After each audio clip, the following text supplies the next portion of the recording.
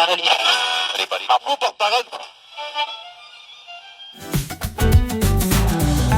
in Mojave, under desert skies, lights are dancing where the secrets lie. Yucca Man's creeping, don't you blink an eye. Tourists gone missing, and we don't know why. UFOs zoom in, zipping to and fro. Aliens out here, putting on a show. Shallow graves hidden under desert glow. Magic and mystery, only locals know. Oh, Area 62, what you got for me? What you got? Signs in the sky and a mystery. Yeah. LA tourists lost without a clue. Where'd they go? Something strange down in Area 62. Nighttime shimmering. Where are we, dude? It appears we have found ourselves in Area 62. Area 62? What's that? Mostly a state of mind and being emanating from somewhere within the Mojave Desert, but also a podcast sharing the culture of the high desert, beaming from Copper Mountain College in Joshua Tree. My protocols require me to state that the views you find expressed inside of Area 62 are the personal views of those participating in the podcast, not the official policies or positions of Copper Mountain College or the Copper Mountain Community College District.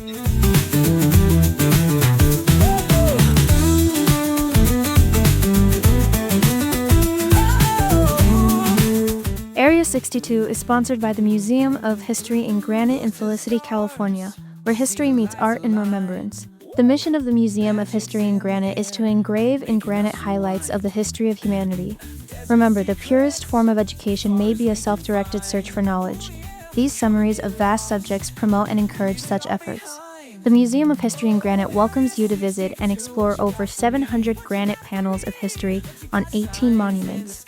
The museum's 1,100 etchings make it also a fascinating outdoor art museum. Learn more about the Museum of History in Granite and Felicity, California at www.museumforever.org.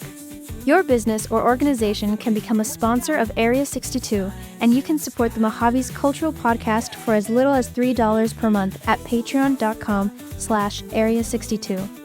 Area 62, beaming to you from Joshua Tree in the Mojave Desert. Look to the stars, see the lights align. Woo! Magic's in the air, making us rewind. Hi, this is Miriam Hussein and Jaden Bauer with Area 62. For this episode of Area 62, we're joined by Mackenzie Nelson, the Volunteer Program Manager for Mojave Desert Land Trust and Coordinator for MDLT's Wisdom Program, Women in Science Discovering Our Mojave. Welcome to Area 62. So happy to be here. Thanks for having me. So, Mackenzie, what does your job title actually entail? A lot of different things. Although my job title is Volunteer Program Manager, it's more than just spreadsheets and managing people. Part of it is obviously co-managing Wisdom with my colleague, Joelle Hazier as well. But a lot of my work is outreach and adult environmental education. So just introducing people to the desert, and I usually don't have a hard time convincing people why it's important to protect the desert. People who want to get involved with MDLT, it's kind of like preaching to the choir. Yeah, absolutely. So what is MDLT's mission? MDLT's mission, the name of the organization is obviously the Mojave Desert Land Trust, but we work across the entire California desert. So that reaches from the border of Mexico, south of Salton Sea, all the way north to Death Valley, and then west to the Sierra Nevadas. So we manage property all amongst that California desert. We also work with federal land manager partners as well. So we work with National Park Service and Bureau of Land Management in conveying land back to those federal land managers. But we also have some preserves that we protect in perpetuity, which means forever or as long as we're able. And so those are preserves where they reside within wildlife corridors, or they have really significant natural resources or biodiversity. It just makes sense for MDLT to manage that ourselves. Beautiful. How can community members get involved with MDLT? I know I see a lot of volunteer events going out, and I see some awesome trips up to Whitewater and things like that happen. But what can you tell us specifically? How can they reach out to you and get in contact? Yeah, the best way to get involved, if you're looking to volunteers on our website, I think it's mdlt.org/volunteer. Get involved tab on the website, volunteer. Yep. There's a sign-up form there, but people can also email me if they have any specific questions. I think my email's on the website. And yeah, ways to get involved is just, you can volunteer. You can also become a member with MDLT. Funding conservation projects is just as important as, having people involved in it as well. People can also get involved by just talking to members of their community and being an active participant in conservation. It doesn't have to be, a really formal thing with a name tag and everything. You can get involved in it by just learning more and then wanting to educate those around you. It's beautiful. MDLT also does the community events, right? Like I know I attended a seed bank one where you guys talked about the whole process of your seed bank, and it was really, really informational, and it was completely open to the public. So I think for anybody listening, if you're interested, just check out when those events are happening. I also love the native plant sale. I must admit, that's a good event. So what does it mean to become a member of MDLT? Yeah, so members contribute a donation. It can be once a month or even like a year. It can be as small as $5 a month. But when you become a member, you kind of join this greater community of MDLT. And with that, you can be invited to certain events or experiences that MDLT can offer. So sometimes that revolves around the plant sale. And like Jaden was saying about like the seed bank, we host special tours for people who are members with MDLT. There's an upcoming native plant sale, correct? In Yeah. April? October. October. Yeah. Okay, so it's only once a year. It's only once a year. All It right. used to be twice a year, but yeah. That's what I was remembering. How do MDLT staff handle legislation and being advocates for the Mojave Desert? So we do have a policy advocate. His name is Christian Lahaj. He's very great at what he does. He's also really great at educating our team at MDLT about what's happening, like in the political sphere of the Mojave Desert and beyond. Yeah, and I've worked on the Chuckwalla National Monument a little bit. Got to be part of that really cool coalition with multiple partner organizations and tribes as well that were engaged in protecting that area. And I think I'd like to just add a little bit about the Chuckwalla Absolutely. National Monument. So that I know that was something that MDLT was really pushing for years, right? Like you guys were working really hard to get that protected and sanctioned as a national monument. And for people who don't know what national monuments are, they're land that's sanctioned by the government to be protected. Joshua Tree National Park was a national monument before it was a national park. So Chuckwalla National Monument, it means that all that land, and I believe it's also intertribal land. So there's about 17 different tribes spread across that land, and now it's protected under an executive order from the previous administration, which is pretty incredible for us because there were a lot of people that worked super hard. It's beautiful. It must take a lot of effort to convince people that we're so special and that our little small desert in the corner of the world is as unique as we say it is. Because once you see it, you understand. Deserts are such a vital part to the overall well-being of Earth. Absolutely. What other roles are there in MDLT? What kind of roles do your staff members have? So you run volunteer programs and educational programs? Yeah, that's correct. I'm part of a newer department just of this year. We're called the Community Conservation Initiatives Department. So it's kind of blending the departments of land conservation and outreach.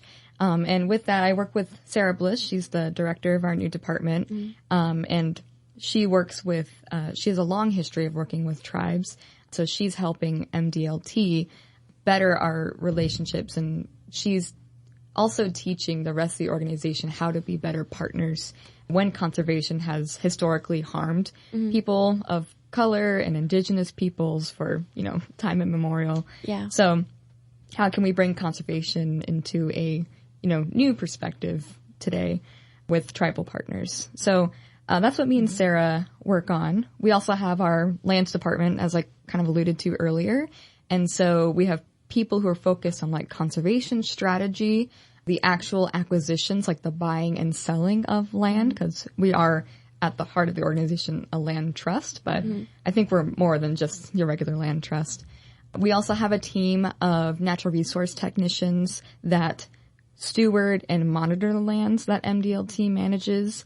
So they help with site inspections, and they also monitor the land to make sure there's no, unauthorized OHV incursions happening. They keep us up to date about any illegal dumping that's happening, and then they go out and mitigate those problems. We also have a whole team committed to outreach and communications, so they do a really great job writing blog posts and social media, writing really, those newsletters that we all love to get in our inbox. And then we also have a whole team dedicated to just plant conservation. So within this plant conservation department, we are divided into the nursery team, and then there's also a team dedicated to the Mojave Desert Seed Bank. We have the nursery department that grows plants for restoration contracts like the Salton Sea Restoration Project, working with California Botanic Garden on that project currently. And then we also have a team dedicated to the Mojave Desert Seed Bank, which kind of acts like a cloud data backup of plant genetic material. So if plants become threatened or their population needs a boost, then we have that genetic material on hand to help supplement those populations of plants. Like Jurassic Park? It's not quite like extinct plants. I don't think a lot of people know how long seeds can be stored for. That was going to be my next question. I think it depends on the species, because some plants are perennials and some plants are annuals. So some plants remain year-round and some plants only live for a season and then die. There's just different strategies to life in the natural world. But I do know, we focus on, herbaceous plants. It's kind of hard to, oaks and pines. Those have to be, a living collection, is my understanding of it. But yeah, with the seed bank, they are stored within, fridges, so they're under colder temperatures. They are cleaned and stored properly by trained seed cleaning volunteers. But then we also have staff that, go out and collect these seeds, and they share with our other conservation partners, what we find out about propagation protocols and the best ways to collect or to store these seeds for longevity. So I had a question about the Salton Sea Restoration Project. So I know the MDLT, you guys take on a lot of different projects and a lot of conservation projects. How do you guys actually choose these projects? I think it's a combination. From my experience, working in coalitions with other partnerships, I think we're all seeing the same problems and thinking about ways to solve these problems, but we're stronger when we work together instead of everyone trying to do their own solution that they think is correct. Absolutely. So you mentioned MDLT owns a lot of land. Do you know how much land exactly? So those numbers are constantly in flux because we're constantly acquiring and conveying land. So as a land trust, we buy land to conserve it, but we're also looking at giving parcels of land that make sense back to federal land managers. So we're looking at parcels that come up for sale or that are donated within national parks and national monuments. So like Joshua Tree National Park, for example, we acquire these lands and then we go to the National Park Service and ask if they would like to accept these lands, and then we're able to convey those. So the numbers are constantly changing, but here in the Morongo Basin, we do manage over 7,000 acres of preserves, and these 7,000 acres exist outside of a national park or national monument in areas that are called wildlife corridors. Just like you may have different rooms in your house, animals and plants also have different ways to access resources, and those resources are in different places. You might, walk through your hallway to go get a glass of water, and then you might, down a different hallway to go to sleep. And same thing with plants and animals. A bighorn sheep doesn't know that it lives within the boundaries of Joshua Tree National Park. It just knows, I know where to find my water, I know where to find mates, I know where to find my food. And so plants and animals are moving throughout the California desert.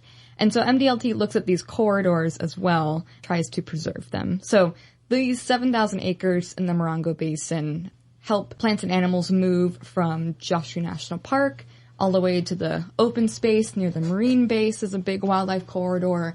And then Sand to Snow National Monument also is a wildlife corridor for plants and animals that move from the desert floor up San Bernardino Mountains.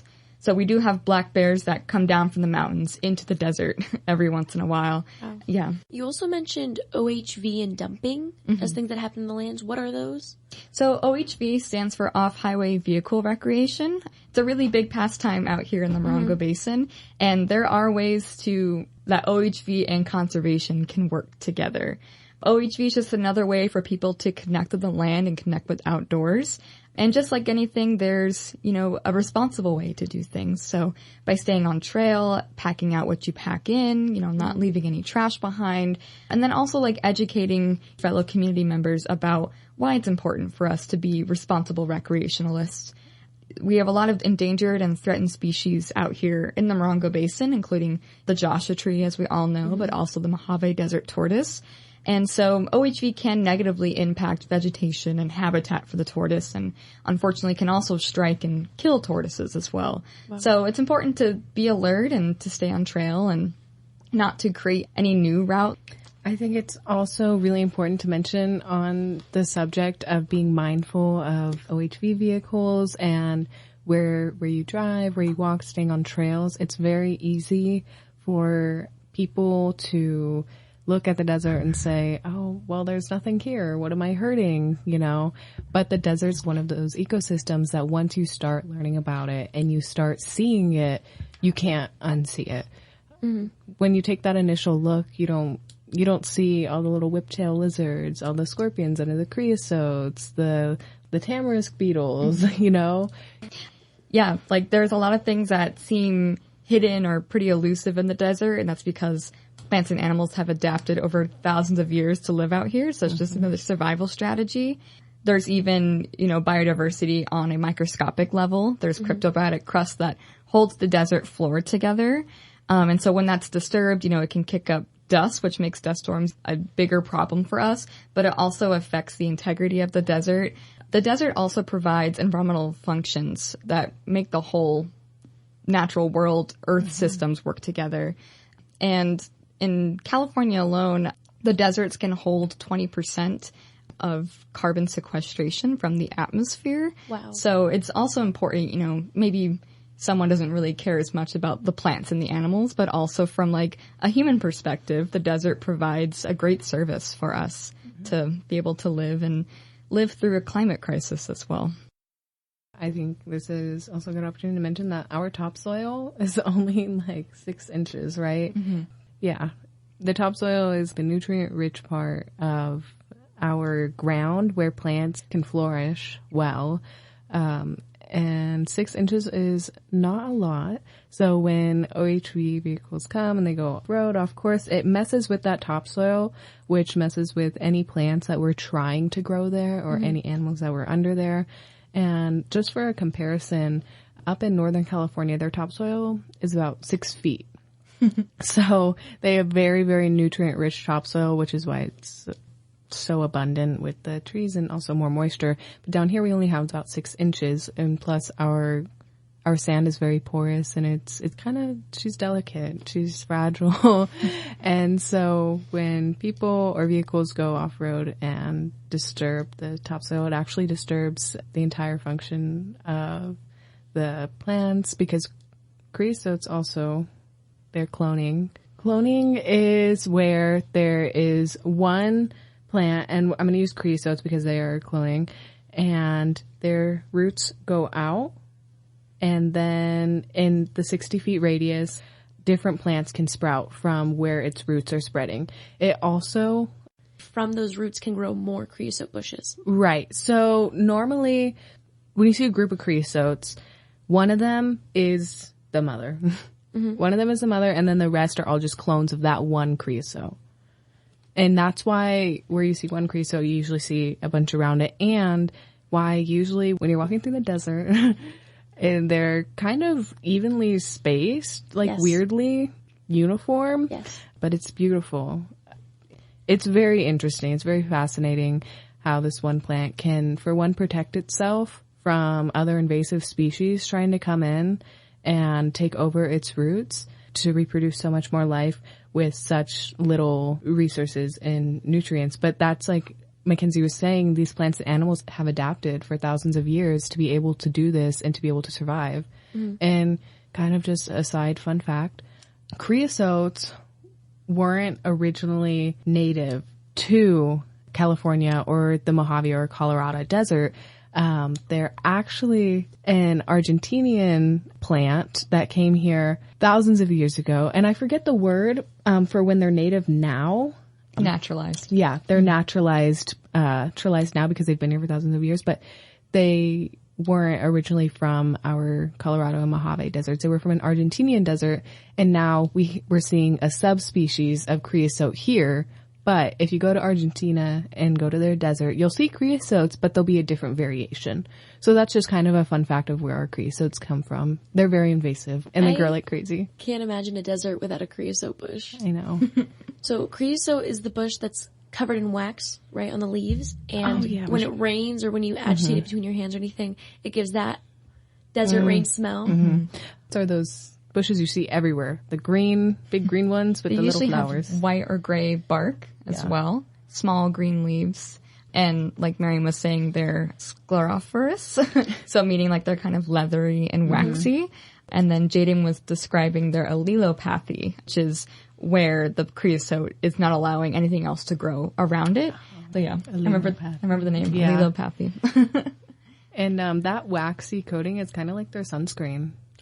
Which is, fun fact, desert plants, the reason they're kind of duller and grayer is because they either have this waxy or like this powdery stuff on the outside, and that's their sunscreen. It keeps them from wilting and dying from our intense sun.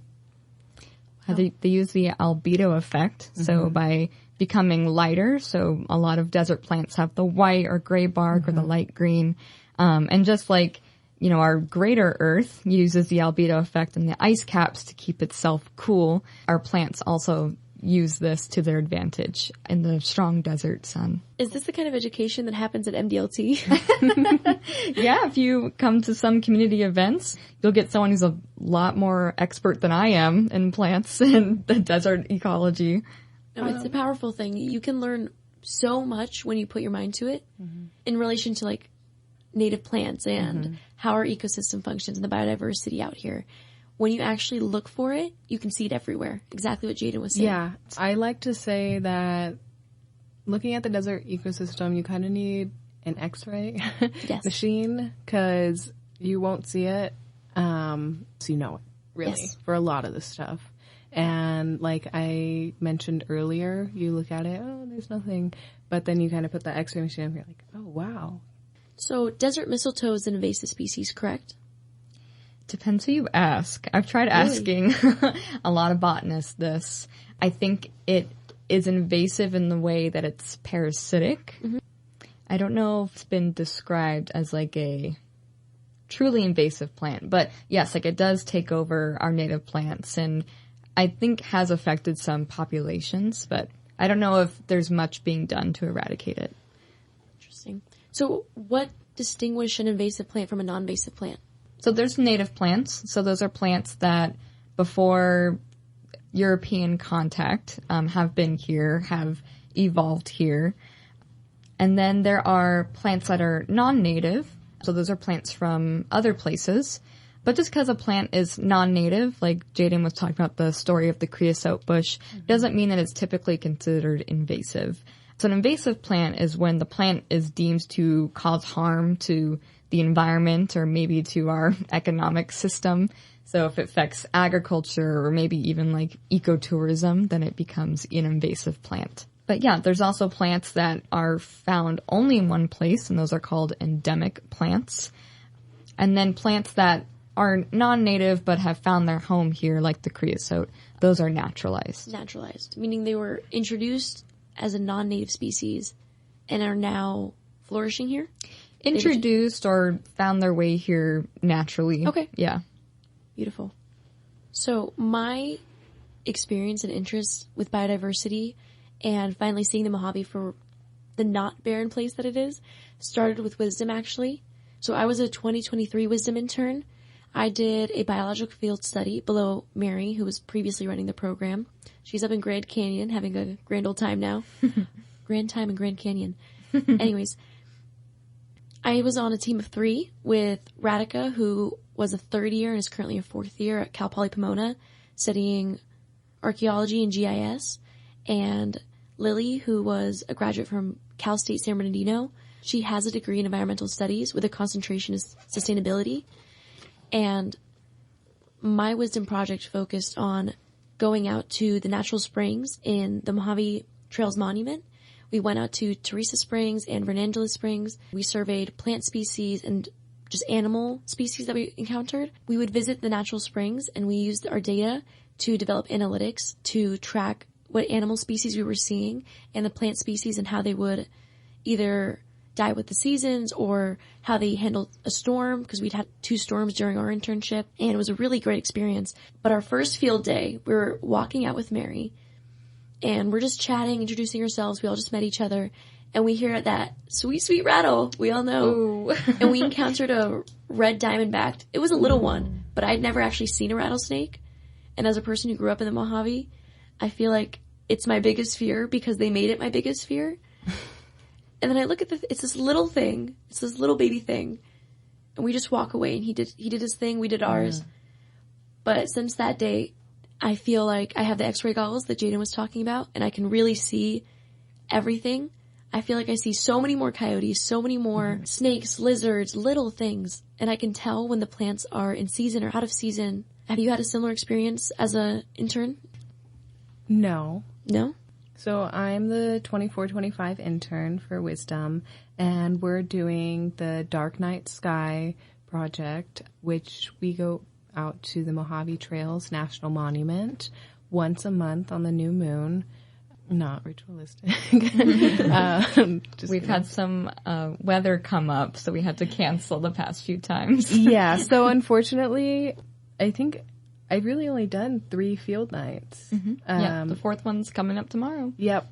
So we go out every month on the new moon if the weather permits. New moon because that's when the sky's at its clearest, when we'll get the best kind of data. And we use a sky quality meter to measure how much light pollution is coming in. So we go across the Mojave Trails National Monument, these 6 certain points that were given to us by the Bureau of Land Management, which I feel like I should backtrack and add that in, because our project is working with the Bureau of Land Management to help them get that land, the Mojave Trails National Monument, sanctioned as a protected dark night sky area, which is why we're going to these points that they gave us to collect data. So then at the end of our 6-month period where we do our field nights, we'll take all of this data, we'll give it to the Bureau of Land Management, and they will do what they do with it, which is going to try and fight for it to be protected, to make sure that there's no big commercial building happening on it with big lights that could possibly damage or harm the ecosystem that we have going on. Because, I mean, we're even seeing lights from Vegas and LA coming into these dark parts of our desert that are natural, that don't have like human life living there. And it's affecting their migrational patterns. It's affecting where they can find food. It's affecting just their everyday navigation. Because if you think about it, they've used these patterns and these light functions, the natural light, as a map, essentially, for hundreds and hundreds of years. And then all of a sudden, over a gradual period, these things are just gone. So it's pretty confusing for them. Them being the animals? Them being the animals, yes. I think also for us, too, the night sky is a huge cultural resource for us as well. Yeah, many indigenous peoples have looked to the stars for navigation or for storytelling purposes. So if we lose our night sky, we're also losing those stories as well. Yeah, and Jaden was mentioning the impact on our ecology. And in the desert, we have pollinators that only do their thing at night. So we have bats and moths that pollinate specific desert plants that only bloom at night. So like sacred datura and the Joshua tree. Most white flowers that you see in the desert are meant to be found by those nighttime pollinators because they kind of glow in the dark a little bit. Yeah. Interesting. Can we backtrack a little bit and talk about the founding and development of Wisdom? How did it start? Who started it? Those kinds of things? Yeah, so Wisdom began in 2019, so well before I joined the team at MDLT. And Mary played a huge role in the development of Wisdom, as well as my previous supervisor, Michael. And so together with the BLM, this opportunity was formed. The goal was to provide women in STEM or looking to get involved in conservation work, opportunity to get that hands-on field experience and to be mentored by people currently working in the field. So that first project started in 2019. There's always been 3 interns per cohort. Been multiple cohorts within multiple years sometimes. But that first project, they were working on monitoring bighorn sheep movement in Afton Canyon. Wow. So they drove out and monitored trail cameras and the movement of sheep, and they found some pretty cool results out there. How are the projects decided? How do you decide that I would do a biological field study and that Jaden would do a night sky survey the following year? Yeah, so the nature of Wisdom, it's a collaborative project with MDLT and the Bureau of Land Management. So we talk to our partners that work at the monument and ask them, what are some ways that we can help support the monument and our public lands? What data needs to be collected to ensure that this monument stays open for people to enjoy. The time when Jaden was brought on the Wisdom program, BLM really wanted to focus on the Dark Night Skies project. And then coming up in April through September of this year, 2025, we'll be doing some BioBlitz surveys, as they're called. They're kind of like short biological surveys, and they're going to be uploaded to iNaturalist, which is a global community science database that researchers and people all around the world can use and access. So with Wisdom, we're providing data to the Bureau of Land Management, but also contributing to global community science databases. So, Miriam, I'm not too familiar with your project, but did you guys upload to iNaturalist when you were on board? So with my project, I believe we did. We were also the first people, I suppose you could say, to formally upload bird species we were finding in our area. So we did that through Merlin Bird ID. eBird, yeah. Yes. And we would record, bird sounds. We'd have our binoculars during lunch, and we'd keep our eyes out. We also documented the red-spotted toad through its entire phenology. So we saw so many tadpoles, almost an unbelievable amount. And I'm from the area, so I thought that was insane. I did not know we could have tadpoles. So we kept returning, of course. We'd flip-flop within our 2 locations. We do 1 location a month, and we did that for 3 visits for each natural spring. Throughout all of our visits, we encountered a variety of different animal species. When we were visiting and saw the tadpoles, we actually were able to monitor its progression all the way up to when they've become full-grown toads. And we have some really cool pictures up on our ArcGIS story map, among other things. MDLT also wrote a beautiful biodiversity article using our data that we had collected. Yeah, and there was a second group during my cohort. Those 3 people surveyed 2 other natural springs in the area, and we were all invited to actually attend a Wisdom event at UCR. Could you speak a little bit to that? Yeah, so actually I had the opportunity, even though I wasn't currently working super close with Wisdom, I had helped Mary with some of the interview processes in the past and scouting some of those springs. I think I scouted Arrowweed Springs with Mary one day in the Mojave Trails National Monument. To celebrate the 5-year anniversary of Wisdom, Mary and MDLT wanted to bring all the previous Wisdom interns together to talk about, what projects they were on and where they are now, and then to connect them with potential employment opportunities. So we had some representatives from Ironwood Consulting, which is a biological consulting firm, join us. And then we also had interns share about what projects they're currently working on. So some of those interns from the 2019 cohort gone on and started doing doctorates programs or working with environmental public health issues. And so they got to share a little bit more about their journeys, and then also got to inspire some new Wisdom recruits and hopefully encourage other women in STEM to apply to this program. So a question I'm curious about, do you also accept non-binary people who would be interested in doing the Wisdom internship? Yeah, even though it's, called Women in STEM Discovering Our Mojave, this internship is open to anyone who's femme-aligned. So anyone who doesn't fit, the stereotypical way that we think conservationists look. I think anyone who fits outside of that, box, we welcome applications from. Absolutely. There's definitely a level of introducing more diversity to the field. Is there a specific way or algorithm you decide who's on which team? Because I have to say, the two people I was paired with, we're still friends. They are awesome. That's awesome. We were obsessed with Mary. We were obsessed with our internship. And we spent the whole drive giggling and laughing and telling stories. And I couldn't wait for every month when I could catch them up. Yeah, I think a lot of thought goes into who would make a good team. So during the application process, we're looking at people who, are passionate about this work, could use the opportunity, but also who would work well together. Field work can be really difficult and intense. So you want to make sure you have a team who's kind of got your back in those stickier situations. Absolutely. And I will say we've had days where we ended up at one spring and had to drive to the other one, which cut our time in half. The ability to just communicate and then each of us take our individual responsibilities and run with it helped us so much. And it really ensured that the data we were getting was consistent because we all learned together how to collect the data and we were all able to apply the same ways of collecting the information. Whereas if I was to do a meter by meter square and then guesstimate it and then somebody else would, our estimates might not be the same. But I think our data turned out really well because we were able to communicate and share how we're looking at the world. How are we collecting the data? What do we see that others don't? Yeah. And I think also, your experience with your cohort and how you're all still friends, I think just really speaks to how excited people are about this opportunity. And when I first heard about Wisdom, I was like, wow, I wish I knew about this when I was in college or just out of college. And I'm so grateful to be where I'm at now. I love helping provide people with this opportunity to get in the field and to learn more about the desert and to have those experiences with, your cohort in the field. Absolutely. And there really is nothing like a biological field study. So I want to go into medicine and more traditional research.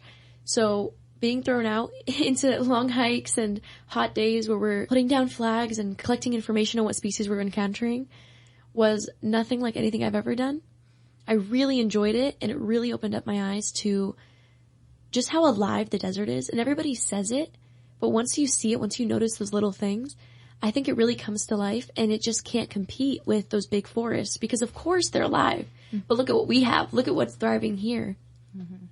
Wisdom is my first official hands-on field research project that I've done, and it's been beautiful. It's been wonderful. I wish we didn't have the weather complications as much as we had because we started off on a rocky start. Our first field night, which was supposed to be in September of 2024, was our first big storm of the season, and so we have to use our four-wheel drive to get to certain points that we have to collect our data. And so it just wasn't safe for us to go out. Because in the desert, when it rains, it floods. So Wisdom is my first hands-on research. And so I've definitely gotten some experience with just inputting data and also taking data. And we have to be timely with our stops because we have 6 stops, as I mentioned earlier, that we make up through the Mojave Trails National Monument. We go all the way up to the west end towards Afton Canyon, where, fun fact, the Mojave River runs above ground there, which I had no idea before I joined Wisdom that we had a Mojave River. We have a river above ground? Well, it runs underground. But at Afton Canyon, it's one of the few points where it runs above ground. And unfortunately, I had to miss last field night. Team of Sierra and Shantae, which they're amazing women, but they got to see the river flowing above ground, and I guess it was pretty abundant. It was pretty special. And I hope when we go out this weekend that I can see it. However, like I was saying, Wisdom is my first hands-on research project. We have to take dirt roads and rocky roads to get to where we want to be, and sometimes it's just let me go back it's taught me a lot about how you have to be mindful when you're doing your research and when you're collecting it, because we leave at 5 p.m. now from MDLT headquarters in Joshua Tree. When we first started, we were leaving at 6 or 7. 6 or 7, because it depended on what time the sun goes down. So now we're leaving at 5 p.m. and we work all the way up until about 1 or 2 a.m. in the morning.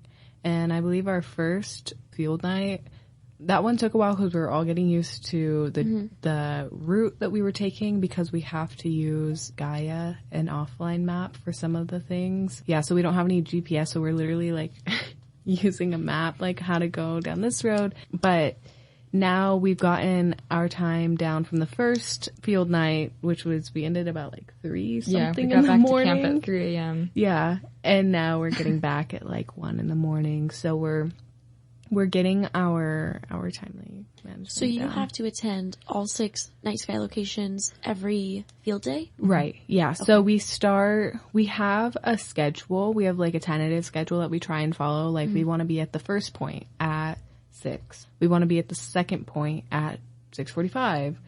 We want to be at third point at 7:30. So it depends, because once we get to the point that we are supposed to be at, we have one person taking pictures, taking a 360 of the night sky around us. We have one person collecting data on the sky quality meter. And then we have our third person writing down the data. Mm-hmm. So at each point, that's what we do. So my field days were structured differently. I was up at the crack of dawn. So I would be up, I had to pack my lunch, water, all the things. By the time I was leaving my house to drive to the MDLT headquarters, the sun would just be rising, and it would be beautiful for about 30 minutes, and then I would be exhausted and the sun would be so bright at 5 in the morning. I was the only one who was local. They were from Victorville and, of course, Cal Poly Pomona, that area. So they would commute, they would drive even earlier than I would, and we'd meet at the headquarters, and we'd try to leave by 5:30, 6-ish. If we got there early, we'd grab some breakfast, maybe coffee. We'd head out to the Mojave Trails National Monument, which is about an hour drive from the MDLT headquarters. We would also take an MDLT vehicle with 4-wheel drive, and we'd drive in as much as we could until Bureau of Land Management had those markings, those wooden poles that come out where you can't take your vehicles any further. Throw our car in park, and we'd hike about 2 miles, depending on which natural spring we were visiting. We would try to collect all of our data, have our lunch, and be heading back by around 4 p.m., and hopefully be back by 5 or 6 p.m. at the headquarters. So it was a really good trip every time, and it was nice having team members I just genuinely enjoyed being with, because it woke me up a little more and I wasn't so cranky in the morning, and it kept us awake. So there would be times where one of us would just be too tired and we'd sleep on the drive back, and we'd take turns driving, and that allowed us to, 2 of us talk, keep the other one awake, and the other one can rest or snack. Most of the time, all of us brought lunch. We would do like a little potluck situation in the middle of the desert.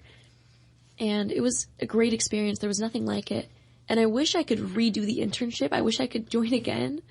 Or I wish there was an intermediate option. Mm-hmm. Also because I'm a little obsessed with MDLT and what the work they do. Yeah, for sure. Yeah, my cohort, my team members, Sierra and Shantae. Sierra is going to UCSD, so University of California, San Diego, and she's actually graduating this year, and I'm so happy for her. She's doing ecology. She's also really into entomology. Yeah. That's why I made that face. I was like, I don't remember her degree exactly. Yeah, she loves entomology also. And then Shantae is local, and she's currently working with Edison to protect Joshua trees from where they want to put like their power poles and stuff. Beautiful. So both of them are doing really, really awesome, cool, wonderful work. And I know this is my first hands-on research experience. I know Sierra has had previous research experiences. So it's been really cool also just to hear about her experiences, because she's about to graduate and I'm only a sophomore in college. And it's just really nice to have somebody who is in my age range and in a similar position in life, but she also has more experience, and we talk about that a lot on our drives. It's very helpful to have all these people around me that know so much and love to share it, because I think that that's something that's really beautiful about conservation, is that the people who care deeply. But these people know things, right? And they love to tell you about it. That's one of my favorite things about this field, conservation, environmental science, forestry, agriculture. They love to tell you all about it, and I am there for it. Just all the information. It's wonderful. It's a really good community to be a part of. Radhika, who is on my team, will be graduating this year as well with a degree in archaeology. And Radhika, they're one of the coolest people ever. We're similar to what you were saying, always telling stories, had done so many internships, and it was like an open book. I think it's really easy to come across people in STEM who don't want to share how they got where they are, or don't want to share the experiences they have because they don't want more competition. Yes. And I understand it to a certain extent, but I think Wisdom was structured so differently. It was a really low stakes internship. I never felt like, oh my gosh, if we don't get our data and we don't get everything right, I'm going to get in so much trouble, and BLM is going to come down and knock on my door, and the Joshua trees are going to die and the world's going to end. It never felt like that. And I think that in turn made us work harder and better. Lily had actually graduated and was working up in Big Bear at the time of our internship. I just loved connecting with people I was never interested in going conservation and sustainability, but Wisdom opened up that whole new field for me. I never even considered research before Wisdom as a career. And the more I looked into it, the more there is so many different types of research, so many ways to contribute and help the earth and help one another. I think there are so many sides to this kind of field where you can build skyscrapers with intentionality and you can develop cities really deliberately. And it really opened up my eyes to those kinds of things. Yeah. And it was amazing to connect with people who were further than me and in different places in their education or their careers, who were just so willing to share and so willing to answer my questions. Yeah, that's one thing that's so invaluable to me. I have always planned on going into conservation and research. I've helped out with Joshua Tree National Park, and I was looking for other places to help out for like internships to get, but not so much so to just like build my resume for when I go to apply for jobs after college, but really because I want this experience, and I want most of all to be around others that know these things, that want to share it. And I haven't found so much that people really gatekeep information in the conservation community. I find that a lot more in, say, like engineering or medicine, where it's like very, very like competitive. It's a lot more vulture culture is what I call it. Yeah, it's very vulture culture. But I agree with the conservation comment you made, because I think the mentality is that you can never have too many people caring and helping and working towards 100%. The same goal. Yeah. So I've always wanted to go into conservation. I'm majoring in environmental science and biology right now. And when I transfer, I plan on going into ecology and agriculture, minor like plant sciences. So the seed bank really interests me in the MDLT, and I plan on picking more brains about that. We should volunteer to be the seed cleaners. Yeah, we do seed cleaning almost once a week. It's trained volunteering, right? Yeah. It's pretty easy to get started. All I need to do is join an orientation and sign some paperwork. I'm putting my application in right now. Yeah. This is my formal application. If we can do it together, we're in. Yeah. Unfortunately, we have like limited seating, so it can be a little competitive to sign up, which sounds so weird to say, but we have like a pretty dedicated team that comes once or twice a week and cleans seeds, and we're hoping to expand those opportunities more because there's a lot of seeds to clean and a lot of people who want to get involved, so it's kind of like a weird problem to have. It's a good problem though. It's a good problem. Sorry, I interrupted you before, that's why I was referring back. It's okay. Okay. I was just gonna say, like I mentioned, I help out at Joshua Tree National Park as well. And it's really wonderful to be able to tell visitors that come to the national park about MDLT also. Because they're like, what? Because, you know, we have Mojave Desert Land Trust, we have the National Park Association, we have the Desert Institute. There's like a whole web of organizations and nonprofits and groups out here that all work together. Oh, Bureau of Land Management, of course. National Parks Conservation Association. Conservation Association, actually, shout out to them because I received a scholarship from them my senior year of high school. They're wonderful, amazing, very kind people. Great. Is the Joshua Tree Association separate from the Joshua Tree Conservation Association? Joshua Tree National Park Association. And then they're like a local nonprofit. Yes. There's National Parks Conservation Association. That's like a federal nonprofit. And then there's also Morongo Basin Conservation Association, which is another local organization. Okay, thank you. I was curious. We talked a little bit about how the Bureau of Land Management has a little bit of a say with what projects we're doing and what that year's focus will be for the interns.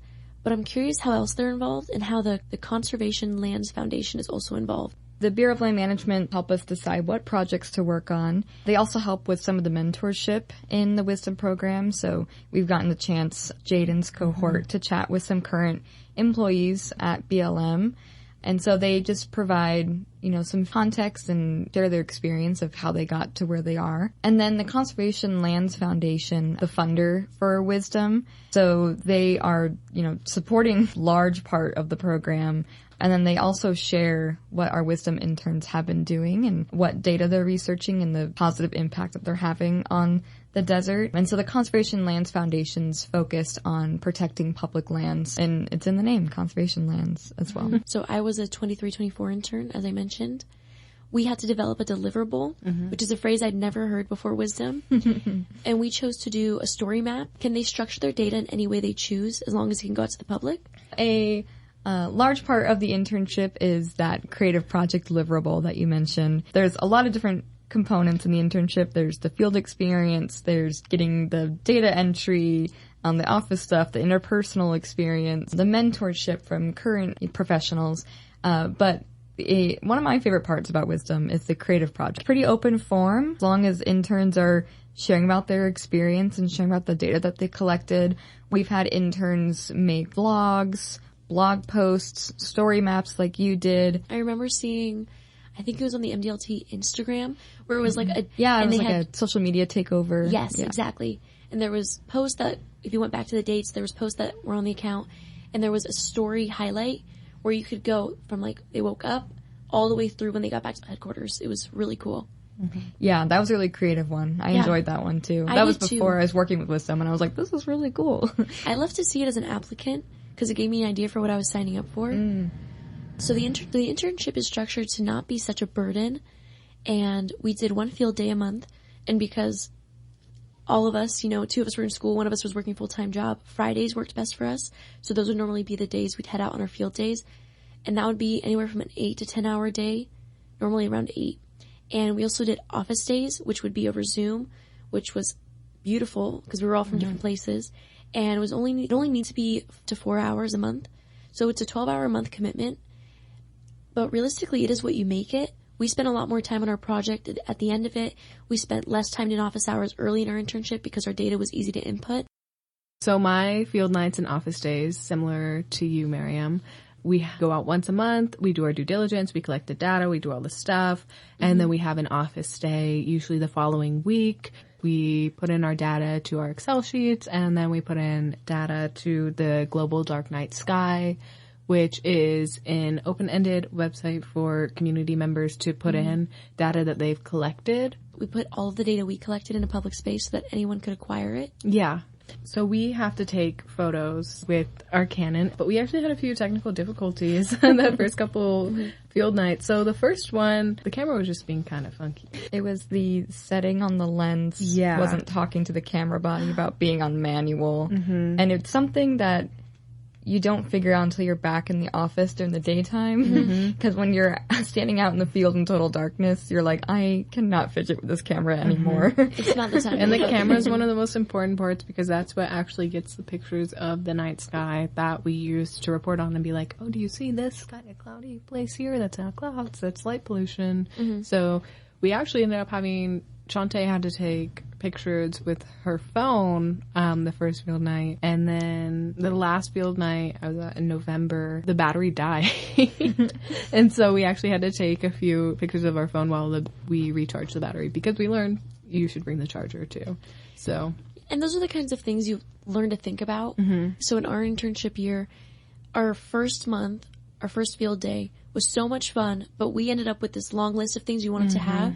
So we wanted a comb in case any of us got stuck with Choya, thank you. And we also wanted Aquaphor. There was a certain list of snacks we all wanted because my team members were vegan, vegetarian, and things like that. You learn to be really mindful, and I think it really is a burden on the program director because we're only showing up for the field day. For us, Mary would stock the water, make sure the camera's charged, make sure all of our supplies was there, sign out the vehicle for us, all those things. And it really just made me think about how intentional the whole plan has to be. You can't just hop in a car and go look.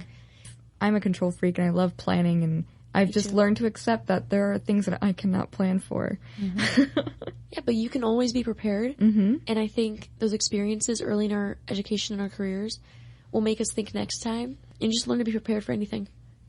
We had a jackrabbit leading us for a few miles. Just hopping in front of the car. Yeah.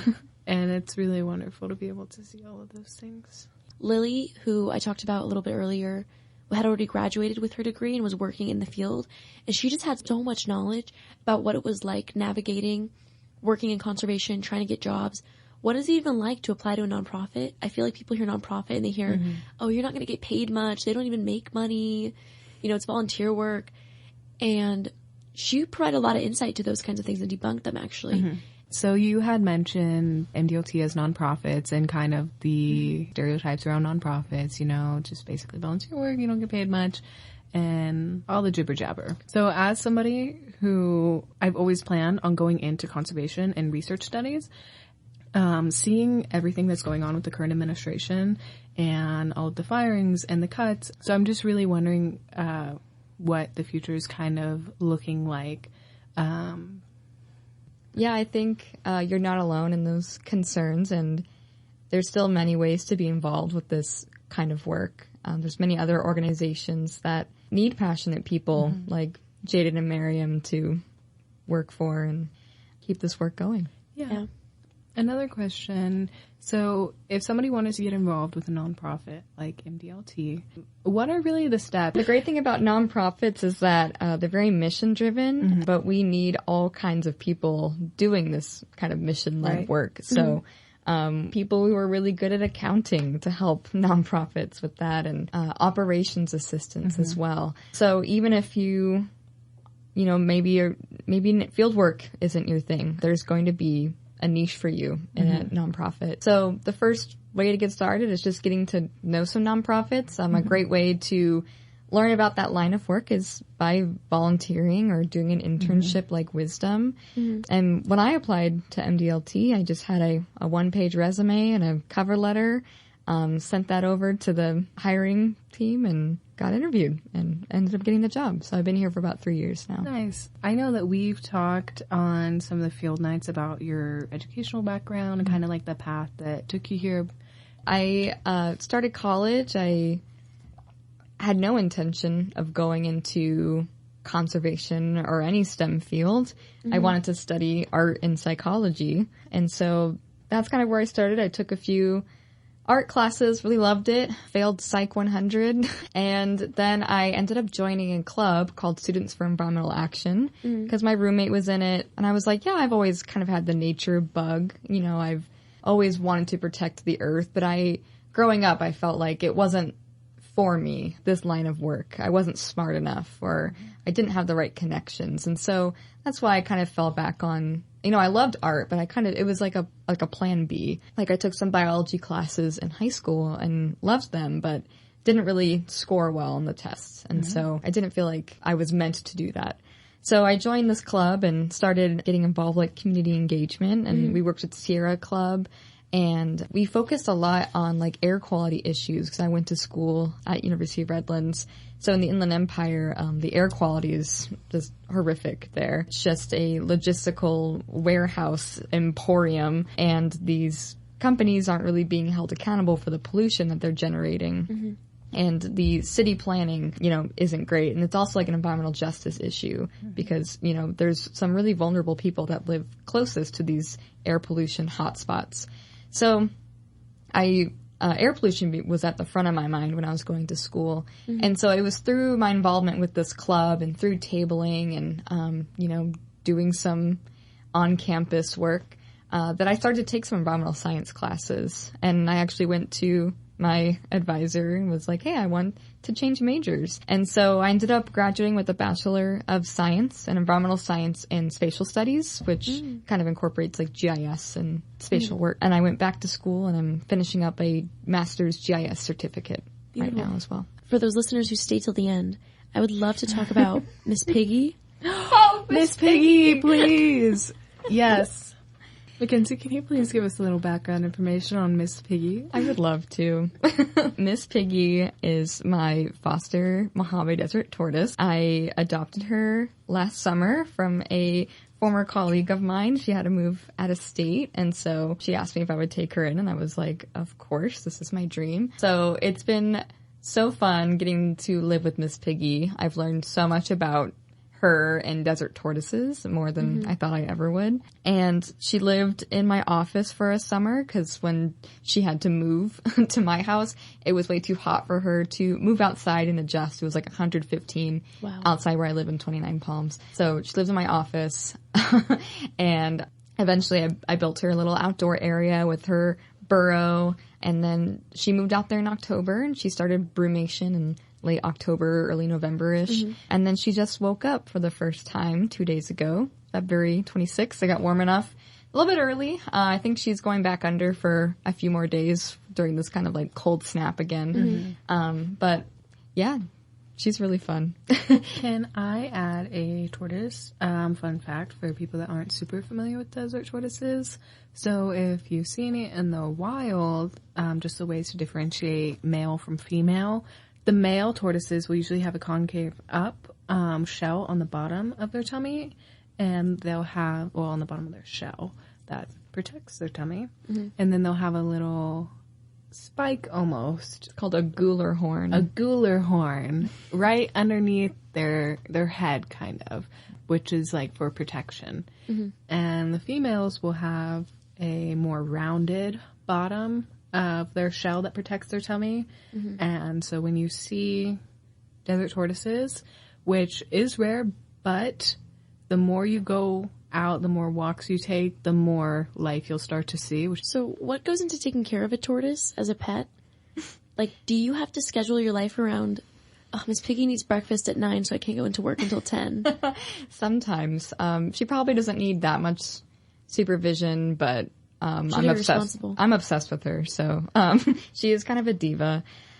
She does table once in a while at Joshua Tree National Park Visitor Center for Desert Tortoise Week. So you may have the chance to meet Miss Piggy if you happen to visit. But yeah, when she's eating pretty regularly, she eats every other day or so, and I make her a beautiful salad of some mixed greens and cut up squash, sometimes snap peas. Like, it rotates out, and yeah, her favorites are the squash and sugar snap peas. Why is it that Miss Piggy is living with you and not in the wild? Yeah, so the story of Miss Piggy, she was found near the 29 Palms Marine Base a couple of years ago, and a tortoise biologist came across her, and her shell has pyramiding, which means like the usual like tiles of her shell called scutes are kind of like triangular, like they're kind of pointy.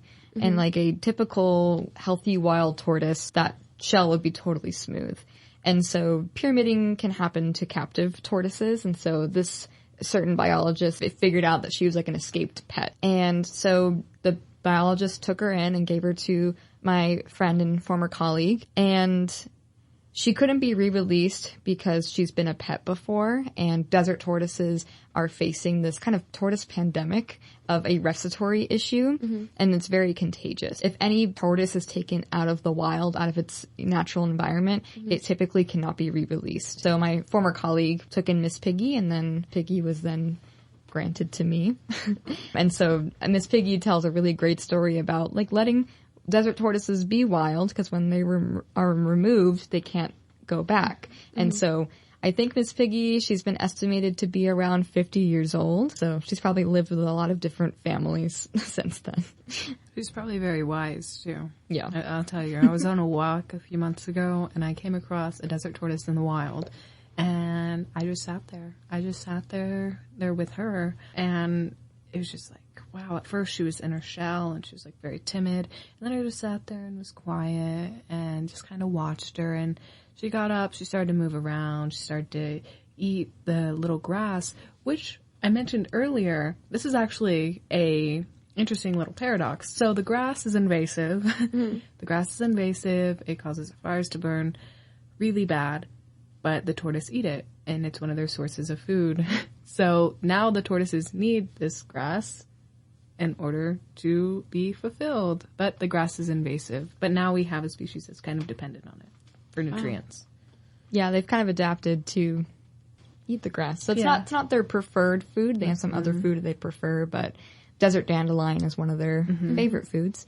But yeah, they make do with those invasive grasses. They're not as nutritionally dense as their favorite food, but it'll do to They're pinch. dark leafy greens. Yeah. They're baby spring mix from Stater Bros. What beets sugar snap peas and butter?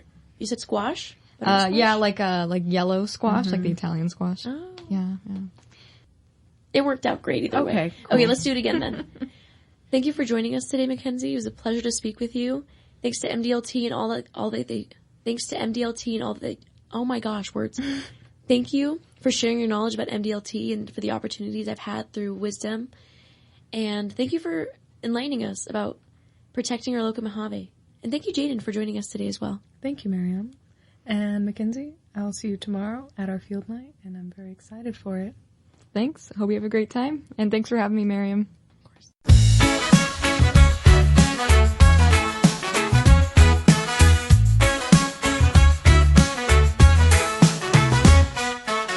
Little lizard on a rock so high, basking in the heat of a Mojave sky. But a tiny cloud floats above inside, blocking the sun. Oh why, oh why? Lizard's cold and he wants his heat, asking the cloud why you be so neat.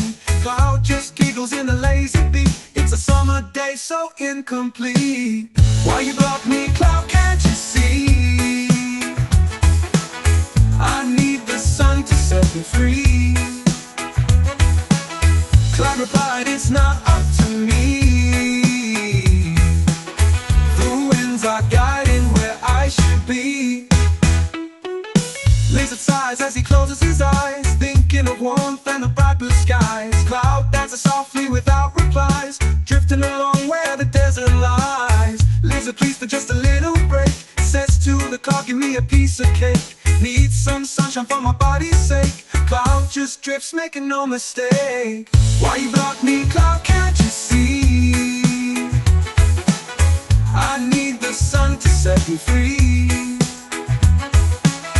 Cloud replied, it's not up to me. The winds are guiding where I should be.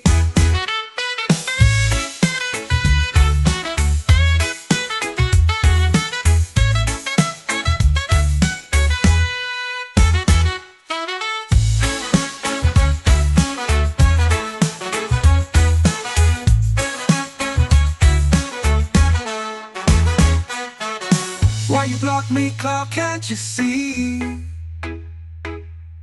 I need the sun to set me free. Cloud replied, it's not up to me. The winds are guiding where I should be.